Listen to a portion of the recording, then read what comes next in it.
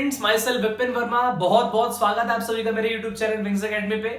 मेरे स्टूडेंट्स, मुझे उम्मीद है आप लोग पढ़ाई कर रहे होंगे, लेक्चर्स देख रहे होंगे हमारे विंग्स एकेडमी के।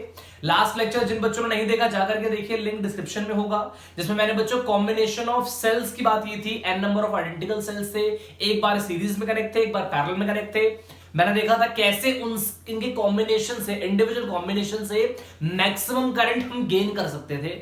बहुत इंपॉर्टेंट पॉइंट्स बताए थे।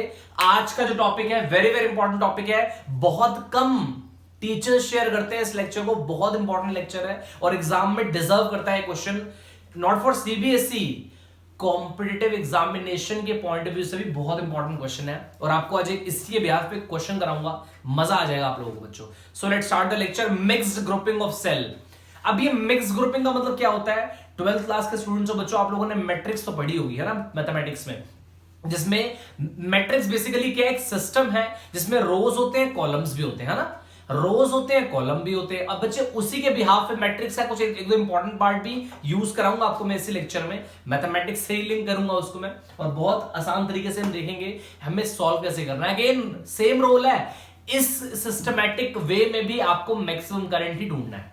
तो वो कैसे होगा फटाफट से देखिए। एक मैट्रिक्स फॉर्म में एक सर्किट होगा हमारा, उसमें एन रोज, हमारे पास एन नंबर ऑफ सेल्स होंगे और एम रोज होंगे हमारे पास, और हमें अगेन बच्चे मैक्सिमम करंट ही कैलकुलेट करना है। सो लेट्स स्टार्ट द लेक्चर बच्चे, फटाफट से देखिए। मिक्स्ड ग्रुपिंग ऑफ सेल्स, मेरे बच्चों ध्यान से देखिएगा इसमें क्या हो रहा है। सबसे पहली चीज, आइडेंटिकल सेल है एन नंबर ऑफ, उनको बच्चे मैं कैसे कनेक्ट कर रहा हूं जरा फटाफट से, वो आप लोग ध्यान से देखिए। एक बार मैं क्या कर रहा हूं जरा वो आपको दिखाता हूं बच्चे, एक बार फटाफट से। लास्ट में मेरे पास ये आ गया एक्सटर्नल रेजिस्टेंस, वो आपने कनेक्ट कर दिया, चलो कोई बात नहीं, ये एक्सटर्नल रेजिस्टेंस सर्किट है ना। उसके बाद बच्चे मैं यहां बात करता हूं आप लोगों से, जस्ट लाइक दिस, कुछ इस प्रकार से बच्चे।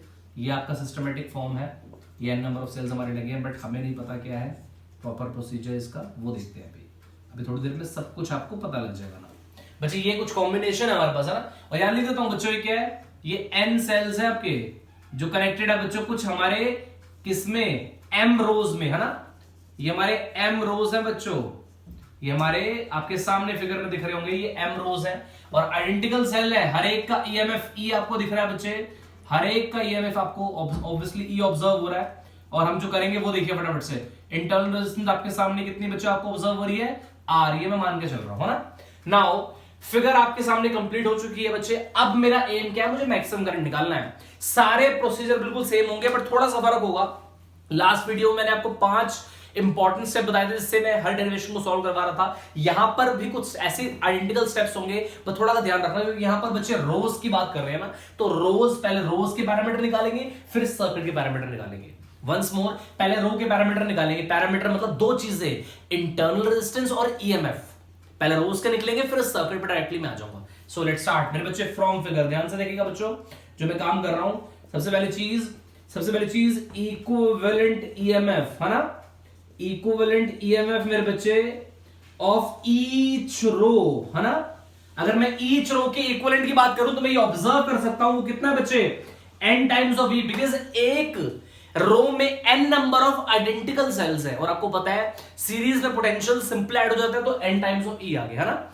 उसके बाद बच्चे इक्विवेलेंट व्हाट मेरे बच्चे, इंटरनल रेजिस्टेंस है ना, equivalent internal resistance of, again बच्चे ऑफ सेल्स अगर बात करूं बच्चे में, और internal resistance of cells in each row. बिल्कुल ध्यान रखना बच्चे, रो की बात कर रहा हूं आपसे, मैंने स्टार्टिंग में बता दिया है, पहले मैं रो की बात करूंगा। हर एक को क्लियरली पता लग रहा है यार, हाउ मच एनआर बच्चे, इजी। नाउ अब ये बात तो हो गई, अब बात करते हैं पूरे सर्किट की। सो मेरे बच्चे ध्यान से देखना, अब बच्चे net EMF of the whole circuit, बच्चे नेट ईएमएफ ऑफ सर्किट क्या होगा जरा, एनी गेस बच्चों?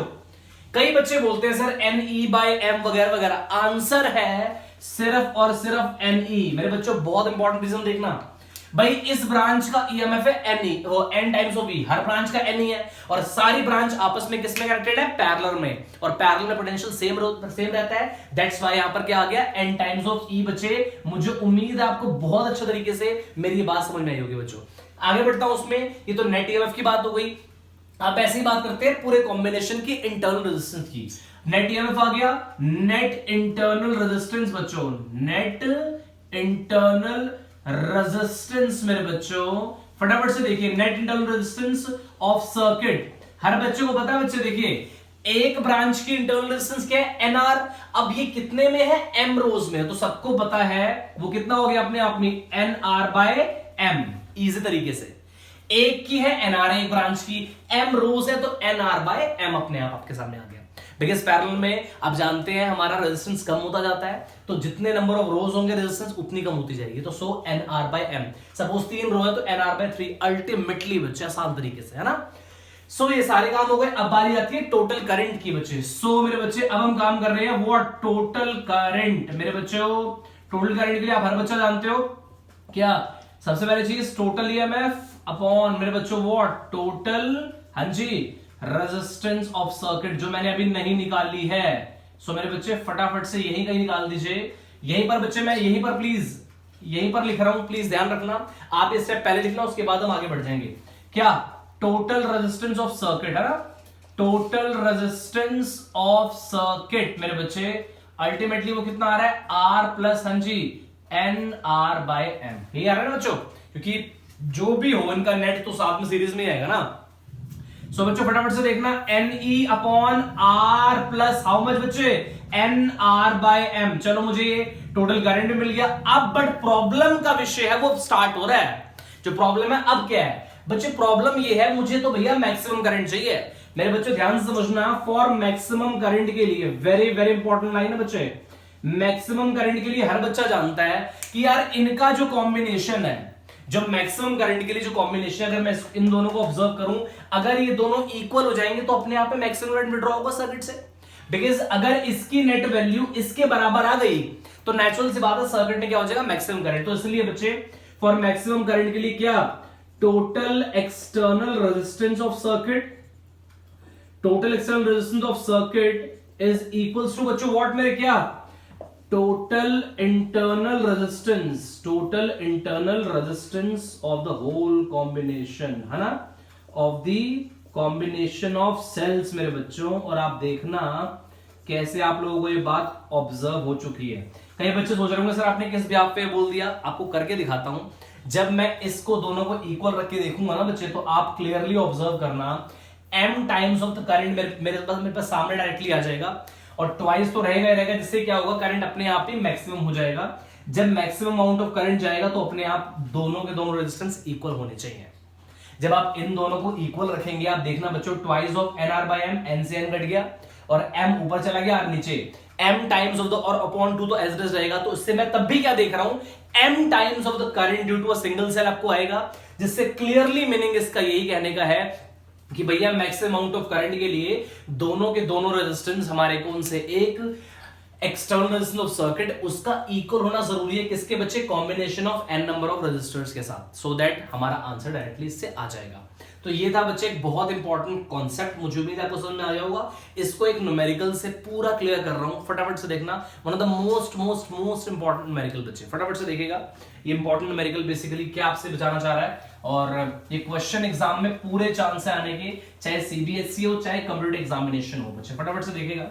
और ये क्वेश्चन जो है वो आपको किस फॉर्म में गिवन है, ये क्वेश्चन बच्चे आपके सामने बस इसी फॉर्म में था, आपको यही बिल्कुल सेम सर्किट गिवन है, बिल्कुल सेम सर्किट गिवन है, बट फर्क पता है क्या है, यहां पर n नंबर ऑफ सेल्स के लिए अपने आप क्या लिखा है बच्चे, 12 सेल्स, m रोज आपको गिवन है, n number of cells each row में है। और एक बात क्लियर है बच्चे, आपको बताना चाहूंगा, टोटल नंबर ऑफ सेल जो आपके हैं वो 12 सेल है बच्चे, आपके पास 12 सेल हैं। तो बच्चे ये तो क्योंकि मैं जानता हूं, ये जो मैंने फिगर देखी है इसमें एक रो में n सेल्स है ना, एक रो में n सेल है, तो आप चाहो तो उसको n सेल्स रहने दो। मैं क्वेश्चन पूरा लिख के दिखाता हूं ताकि आपको कंफ्यूजन ना हो। क्वेश्चन ये है बच्चे, 12 सेल्स है ना, 12 सेल्स ईच ऑफ ईएमएफ बच्चे 2 volts and internal resistance, each of EMF 2 volts and internal resistance मेरे बच्चों 1 ओम है ना बच्चे, is connected, are connected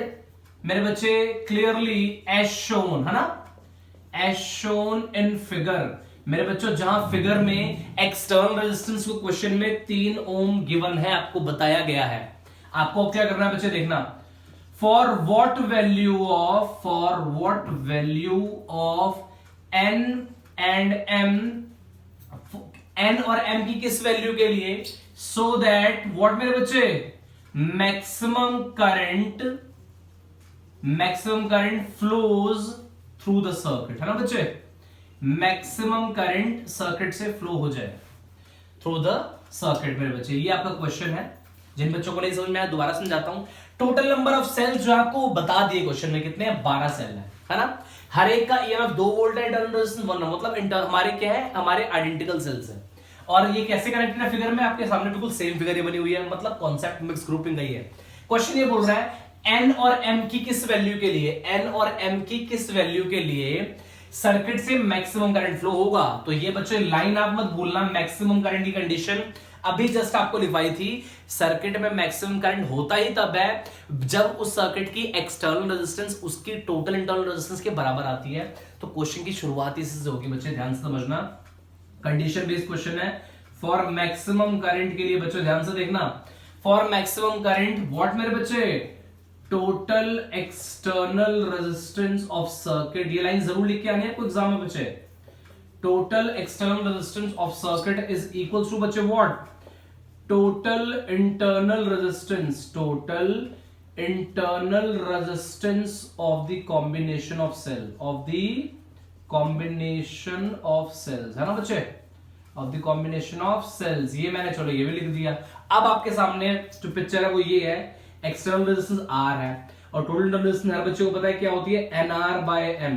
एक रो की NR, M रोज है, NR बाय M, इजी। मैं बच्चों एक काम करता हूं, स्मॉल r को अगर एक तरफ कर लूं तो we can write as N by M, है ना।